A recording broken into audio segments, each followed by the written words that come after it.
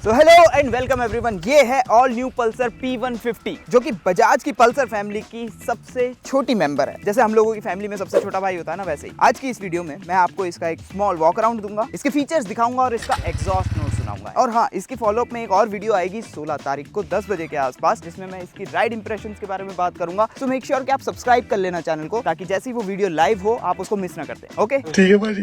Front Asia से शुरू करते हैं। तो बजाज ने अब इसको एक नया काउल दे दिया है एंड अनलाइक इसके जो बड़े सिबलिंग्स है, बड़े भाई बहन है, यहाँ पे आपको कवर भी मिल रहा है। सबसे इंपॉर्टेंट चीज जो यहाँ पे नोट करने की है वो है प्रोजेक्टर एलईडी हेडलैम्प, जो कि जब हमने लास्ट टाइम बजाज वालों से पूछा था कि आप दोगे कि नहीं दोगे, इवन हमें तो एलईडी पे भी डाउट था, बट इन्होंने प्रोजेक्टर वाला दिया है and that's a good thing. ये आपके DRLs हैं and they look really very good. साथ में जितने भी इसके बॉडी पैनल्स है ये N160 और N250 के साथ शेयर करती है, लेकिन इनके माउंटिंग पॉइंट्स थोड़े से डिफरेंट है। तो अगर आप ये सोच रहे हो कि मैं N160 या N250 जैसा पैनल्स लगा के इसको भी बड़ा बना दूंगा, तो वो आप नहीं कर पाओगे। देन मोर ओवर ऐसी कुछ दिखती है इसकी कीज, काफी सिंपल की है, इमोबिलाइजर इसमें आई थिंक नहीं है and there are a lot of features जो इसने अपनी बड़ी सिबलिंग्स से ऑप्ट किए हैं, ऑब्वियसली क्योंकि सेम ही फैमिली से बिलोंग करती है। अब इससे पहले कि आप लोग ये पूछो कि P150 में P का मतलब क्या है, even we don't know. Bajaj वालों से पूछा गया तो उन्होंने कहा P का मतलब पल्सर ही है, तो दो बार पल्सर करने का कोई सेंस नहीं बना। हाउएवर इस P को आप अपनी तरफ से कोई एक नाम दे सकते हो, जैसे कि मिंटू भाई ने इसको पॉकेट फ्रेंडली बोला। काफी सारे कॉलेज जाने वाले स्टूडेंट्स के लिए हो सकता है कि ये पहली बाइक हो उनकी,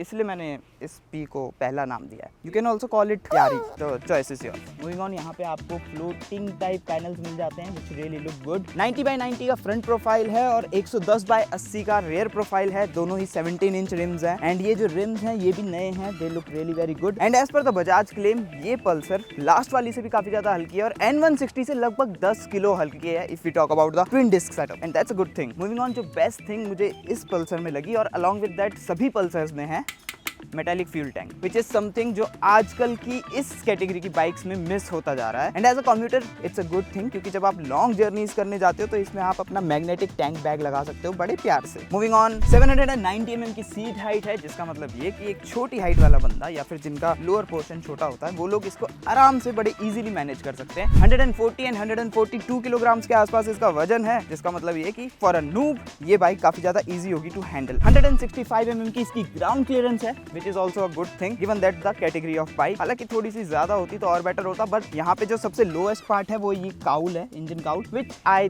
थिंक जब आप कुछ ज्यादा कच्ची पक्की सड़कों पे जाओगे और जहाँ पे सस्पेंशन ट्रेवल आपका बॉटम आउट हो जाएगा, ये शायद कहीं टच हो सकता है या फिर टूट सकता है, you have to keep that thing in mind. Talking about suspension travel, front में you have 135 mm of travel and rear का अब मोनोशॉक हो चुका है और इस मोनोशॉक का ट्रेवल 130 mm का है, विच मीन्स कि जब आप बेकार सड़कों पे जाओगे ना तो ये रियर वाइज भी इसको काफी इजीली मैनेज कर लेगी। मूविंग ऑन, क्योंकि इसकी राइड क्वालिटी और राइड कंफर्ट की बातें मैं आपको 16 तारीख को बताऊंगा, तो मेक श्योर कि आप सब्सक्राइब कर लेना, दोबारा से बता रहा हूं, सो दैट आप भूल ना जाओ। अभी कर लो जल्दी से। Then you have your USB port, जो कि काफी ज्यादा सेंसिबली प्लेस किया हुआ है और ये कोई बिल्कुल भी आफ्टर थॉट नहीं लगता है। इट्स लाइक कि इन्होंने डेडिकेटेड टाइम दिया है इस चीज को क्राफ्ट करने में। ये कंसेप्ट ही मुझे बहुत ज्यादा अच्छा लगा। Then you have your semi digital riders display, जिसको ये इंफिनिटी डिस्प्ले बोलते हैं, एंड इसमें जो डिटेल्स हैं आपकी वो सारी की सारी बहुत ही क्रिस्प एंड क्लियर है। You have a lot of information जो आपको चाहिए होती है, जैसे कि गियर शिफ्ट इंडिकेटर, आपका जो स्पीडो है वो डिजिटल है, along with that your fuel gauge, instant fuel economy आपको दिख जाती है और किसी एक पर्टिकुलर ट्रिप में आपको कितनी एवरेज फ्यूल इकोनॉमी मिली वो भी आपको यहाँ मिल जाएगी। देन टैकोमीटर आपका एनालॉग है, which is a good thing, I like this combination. And काफी सारी यहाँ पे लाइट्स भी है, जैसे कि साइड इंजन की लाइट दे दी है आपको,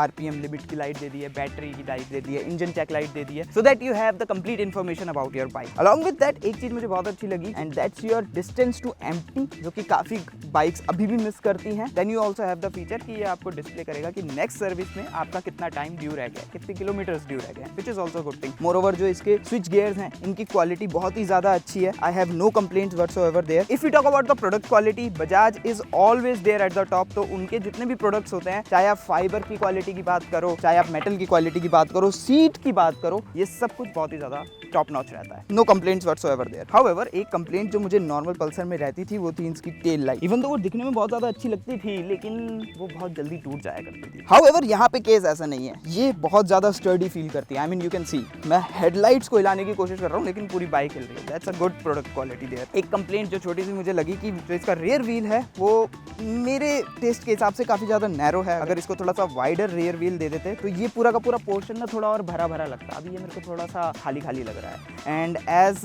one of my colleague noted, इसको और ज़्यादा कवर किया जा सकता था। It looks a little bit odd here. Moreover क्योंकि यहाँ पे आपको प्रॉपर एग्जॉस्ट नहीं है, अंडर बैली एग्जॉस्ट है, which also raises the question कि इसकी जो ग्राउंड क्लियरेंस है वो आपके अंडर बैली एग्जॉस्ट की वजह से भी सफर करेगी। ये वाला जो पोर्शन है बहुत ही ज़्यादा खाली खाली दिखता है। That's because it is missing an exhaust. I don't know, maybe it can be better executed in my opinion. Then moreover आपको नया इंजन मिलता है। This new engine is inspired from the N160। Even though इसके bore और stroke कहीं ना कहीं आपको NS160 से मिलते जुलते लगेंगे, but no, this is a new engine that has been built on the platform of N160। Moreover जो इसका पूरा का पूरा शैसी है, पूरा का जो प्लेटफॉर्म है वो कंप्लीटली न्यू डिजाइन है, जहाँ पे अगेन उन्होंने काफी ज्यादा वेट सेविंग की है। जैसे मैं आपको ऑलरेडी बता चुका हूँ कि ओवरऑल इस गाड़ी में लगभग 10 किलो की वेट सेविंग है। एंड 10 किलो की वेट सेविंग का मतलब होता है कि आपको निम्बल राइड क्वालिटी मिलेगी। मोर ओवर बजाज ये कहता है कि यार हमने इसको 50-50 और should I say very close to 50-50 weight distribution देने की कोशिश की है, जिसकी वजह से there is a certain chance की जो इसकी राइड है, जो इसमें कॉन्फिडेंस है, वो सब कुछ इंप्रूव होगा। इवन दो जो प्रीवियस जनरेशन पल्सर है उसकी seats are quite comfortable, but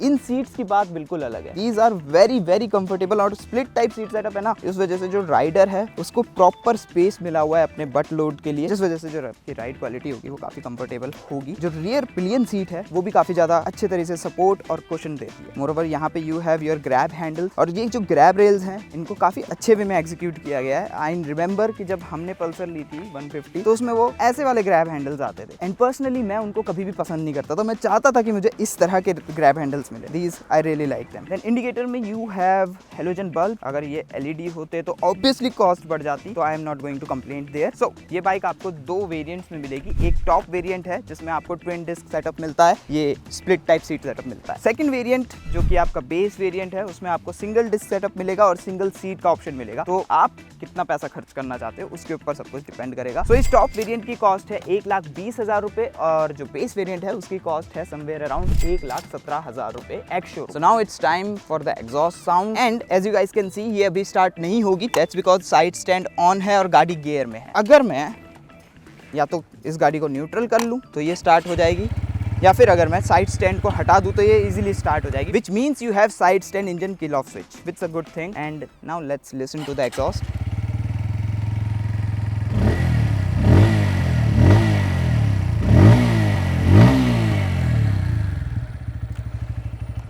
so even though ये एक 150cc बाइक है, कम्यूटर कैटेगरी की बाइक है, लेकिन जो इसका एग्जॉस्ट साउंड है ना वो काफ़ी ज़्यादा बेसी और थम्पी है। As a result of it जब भी आप इसको राइड करोगे ना आपको एक अलग लेवल का मजा आएगा।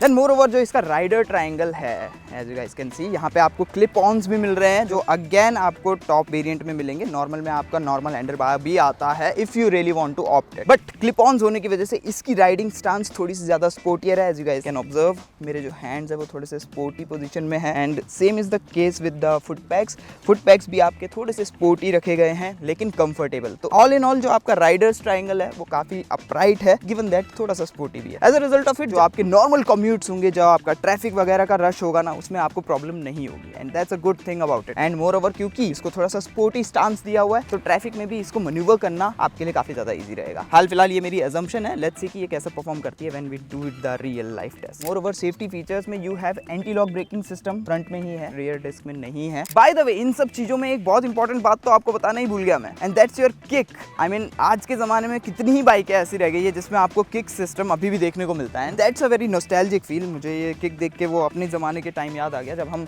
सर्दियों के टाइम पे किक मार मार के गाड़ी को स्टार्ट किया करते थे। बट अगेन यहाँ पे आपको न्यूट्रल करके ही किक मारनी पड़ेगी, you can't do it in the gear. I wish कि क्लच के साथ भी अगर मैं किक मार पाता तो it would be an convenience, but let's see कि मैं इसको एक किक में स्टार्ट कर पाता हूँ नहीं कर पाता। Place your bets down in the comment.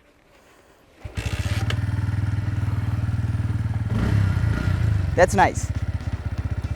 इसमें आपको मेन स्टैंड भी मिलता है, which is a good thing, क्योंकि जो अपर सेगमेंट्स की काफी बाइक है ना, वो इस जैसा एक सिंपल फीचर मिस आउट कर जाती है। I don't really understand why, लेकिन मेरी जो MT-15 है ना, उसमें ये सिंपल सा फीचर नहीं है। And believe me, weight saving के नाम पे ये काफी केसेस में पेन इन एस फीचर बन जाता है। जब आपको पंक्चर वगैरह लगवाना होता है ना, वहाँ पे आपको बहुत सारी प्रॉब्लम्स हो सकती है। मोरओवर ये 150cc इंजन आपको easily 14.5 PS of power and 13.5 newton meters of torque develop करके देगा। 5 स्पीड गियर बॉक्स के साथ इसको कपल किया गया है, which given the segment of the bike is normal. However अगर यहाँ पे 6 स्पीड दिया होता तो things could have been better, क्योंकि उससे फिर आपको बेटर फ्यूल एफिशिएंसी मिलती है। एंड फ्यूल एफिशिएंसी से याद आया कि बजाज इज क्लेमिंग कि ये बाइक आपको 49 to 50 किलोमीटर पर लीटर तक की फ्यूल एफिशिएंसी फिगर्स दे सकती है, गिवन दैट कि आप इसको प्यार से चलाओ तो। आई एम प्रीटी श्योर कि आप लोगों को याद होगा, जो पुरानी पल्सर आया करती थी उसमें 2 स्पार्क प्लग्स आया करते थे। यहाँ पे अब उन्होंने सिंगल ही कर दिया, which is also a good thing. अगर आप मेंटेनेंस के पर्सपेक्टिव से देखो तो देन